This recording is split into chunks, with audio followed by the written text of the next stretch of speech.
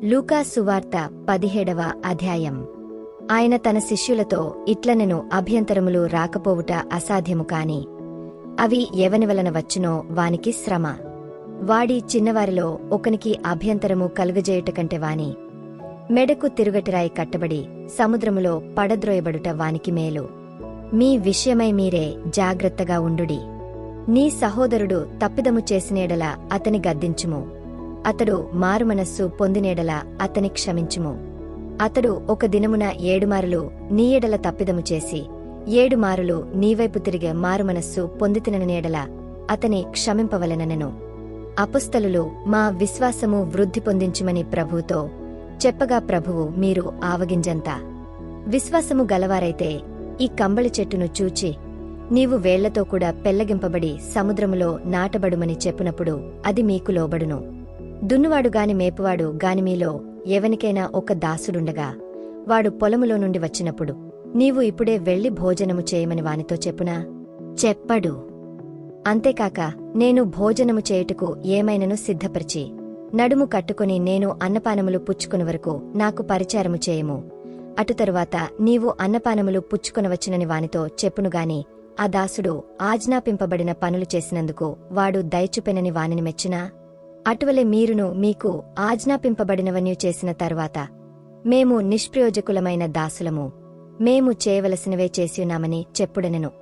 ఆయన యెరూషలేమునకు ప్రయాణమైపోవుచు సమరయ గలిలయల మధ్యగా వెళ్ళుచుండెను. ఆయన యొక్క గ్రామములోనికి వెళ్ళుచుండగా 10 మంది కుష్ఠరోగులు ఆయనకు ఎదురుగా వచ్చి దూరమున నిలిచి, యేసు ప్రభువా, మమ్ము కరుణించుమని కేకలు వేసిరి. ఆయన వారిని చూచి మీరు వెళ్ళి మిమ్మును యాజకులకు కనుపరుచుకొనుడని వారితో చెప్పెను. వారు వెళ్ళుచుండగా శుద్ధులైరి.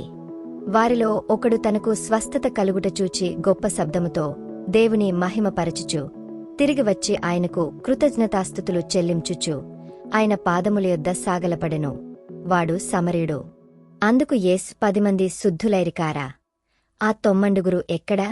ఈ అన్యుడు తప్ప దేవుని మహిమపరచుటకు తిరిగి వచ్చినవాడెవడునూ అగపడలేదా అని చెప్పి, నీవు లేచిపొమ్ము, నీ విశ్వాసము నిన్ను స్వస్థపరచినని వానితో చెప్పెను.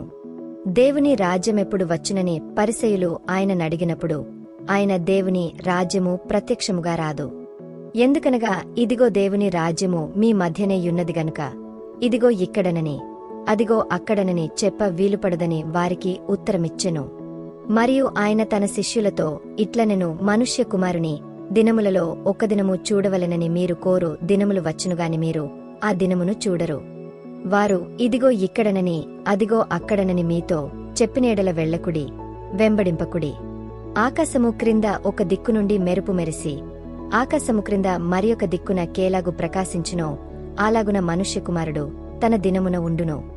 అయితే ముందుగా ఆయన అనేక హింసలు పొంది ఈ తరము వారిచేత ఉపేక్షింపబడవలెను. నోవహు దినములలో జరిగినట్టు మనుష్యకుమారుని దినములలోనూ జరుగును. నోవహు ఓడలోనికి వెళ్లిన దినము వరకు జనులు తినుచు త్రాగుచు పెండ్లాడుచు పెండ్లికియబడుచు నుండిరి. అంతలో జలప్రళయము వచ్చి వారినందరినీ నాశనము చేసెను. లోతు దినములలో జరిగినట్టును జరుగును. జనులు తినుచు త్రాగుచు కొనుచు అమ్ముచు నారు నాటుచు ఇండ్లు కట్టుచు నుండిరి. అయితే లోతు సొదొమ విడిచిపోయిన దినమున ఆకాశము నుండి అగ్ని గంధకములు కురిసి వారినందరినీ నాశనము చేసెను. ఆ ప్రకారమే మనుష్యకుమారుడు ప్రత్యక్షమగు దినమున జరుగును. ఆ దినమున మిద్దెమీదుండు వాడు ఇంటుండు తన సామగ్రిని తీసుకొనిపోవుటకు దిగకూడదు. అలాగే పొలములో ఉండువాడును తిరిగరాకూడదు. లోతు భార్యను జ్ఞాపకము చేసుకొనుడి. తన ప్రాణమును రక్షించుకొనగోరువాడు దానిని పోగొట్టుకొనును, దాని పోగొట్టుకొనువాడు దానిని సజీవముగా కాపాడుకొనును. ఆ రాత్రి ఇద్దరొక్క మంచము మీద ఉందురు. వారిలో ఒకరు కొనిపోబడును, ఒకరు విడిచిపెట్టబడును. 2 స్త్రీలు ఒక్క తిరుగలి విసరుచుందురు, ఒకతే కొనిపోబడును, ఒకతే విడిచిపెట్టబడుననెను. శిష్యులు ప్రభువా, ఇది ఎక్కడ జరుగు నని ఆయన నడిగినందుకు ఆయన పీనుగు ఎక్కడ ఉన్నదో అక్కడ గద్దలును పోగవునని వారితో చెప్పెను.